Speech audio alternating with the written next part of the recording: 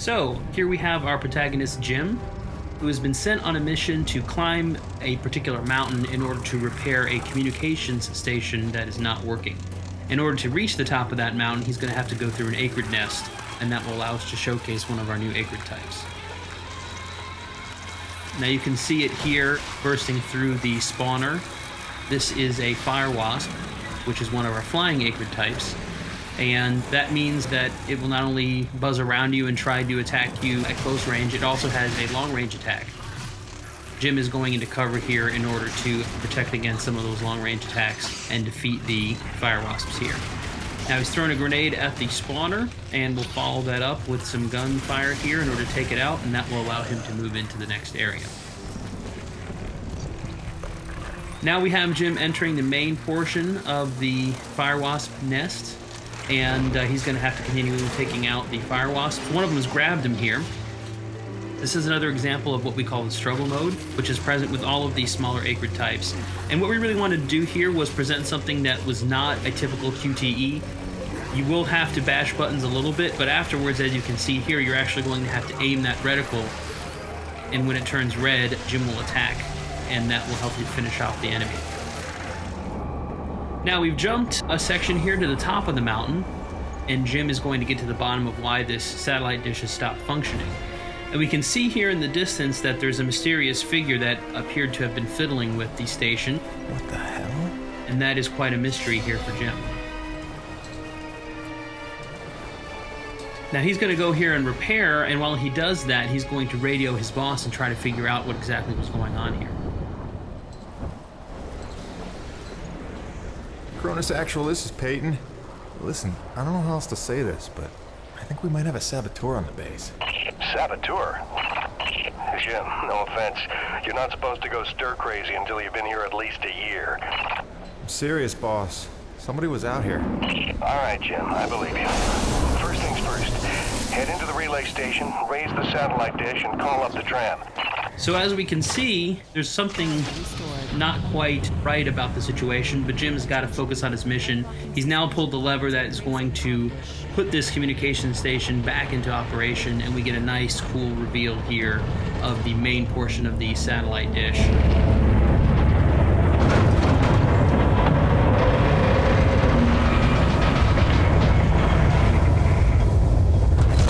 Comm dish locked and ready for transmission.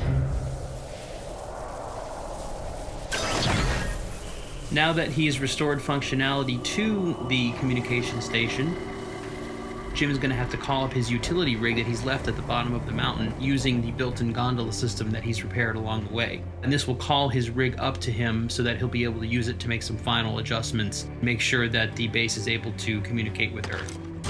So as we can see here, he's operating the gondola system. And that will call the utility rig back up from the mountain, and all he has to do is wait for it to arrive to complete his mission. Cronus Actual, you copy? I've got the satellite dish working, just waiting for the rig to come up. However, looks like someone's not too happy having visitors here at the top of the mountain. This is another one of our new acrid types that we're showing off here in the video. And this is the spitter, which is a Cat L, large size acrid. As you can see, it's sort of scorpion-like. And this is actually going to be one of the larger acrid types in the game. Not the biggest by far, but certainly one of the larger types. And it's going to be quite difficult for Jim to defeat on foot. It's basically a boss encounter. As you can see, you have to roll, you have to dodge in order to avoid its attacks from its tail. It also spits venom at Jim as well. So what Jim is really doing here is he's trying to damage it and really trying to stand up against it, but he knows that his rig is on its way up, and if he can get in his rig, it's going to make this a much more even fight. And so that's definitely what Jim is looking to try to do here. Now, he's hit it enough times and done enough damage that the spitter is going to retreat to its cave. And that's actually good timing for us because it'll give us an opportunity to buy some time while the rig shows up. And we can see a little bit there from the gondola apparatus, the rig showing up here as we take out a few of these fire wasps. And sure enough, here is the rig that has shown up at the top of the mountain. And now all Jim has to do is get in it, and we're going to try to finish off the spitter that we saw a few minutes ago. Once again, when we jump into the rig in Lost Planet 3, we're back in first person. It's very important for us to sell the perspective and the scale of the rig. It is the largest vehicle we've ever had in the series. And here, Jim is going to use one of the upgrades that you get over the course of the game, which is called the winch. You start with the claw arm on the left side of the rig, and the winch allows you to basically shoot that out. And it will kill smaller enemies with a single hit, as we can see with the fire wasps. And then you can also use it to latch on to larger enemies and draw them in. Now, we can see that the spitter has shown back up. Looks like it's rested a little bit and wants to get back in the fight. So now we're going to give it something its own size to take on.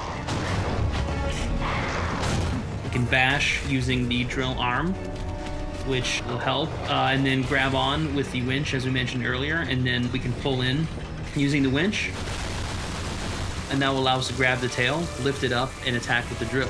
Now, important thing to note here, it's hard to tell a little bit from the video, but when you're actually playing the game, all of these things are their own unique controls. So when you grab onto the tail, you've got to use the trigger to grab, you've got to use the stick to lift the tail up, you have to use the right trigger to drill, and you have to aim the drill. So it's not a situation where the game's doing everything for you. We really want you to feel as though you're personally in control of this large rig.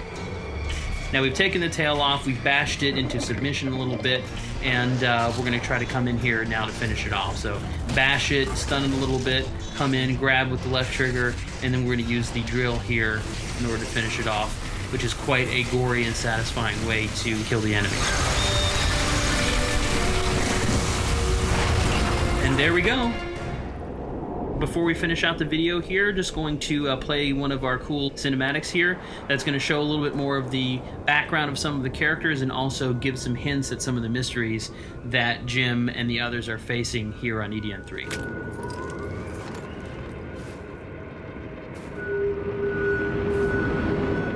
Dr. Roman? Drop your weapon! Whoa, whoa. Easy now, Doc. Who are you? Where'd you come from? I'm Jim Payton. Just here to check Where up... from? Coronis! What the hell, lady? Where else would I be from?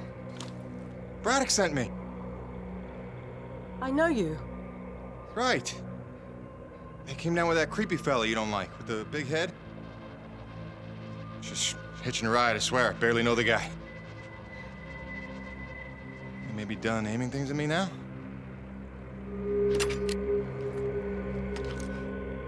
Braddock sent you? I want to make sure you're okay. See if you needed any help. Touching concern after all these months. To what do I owe such an excess of caution? I might ask the same, Shotgun Sally. You've seen it then, haven't you?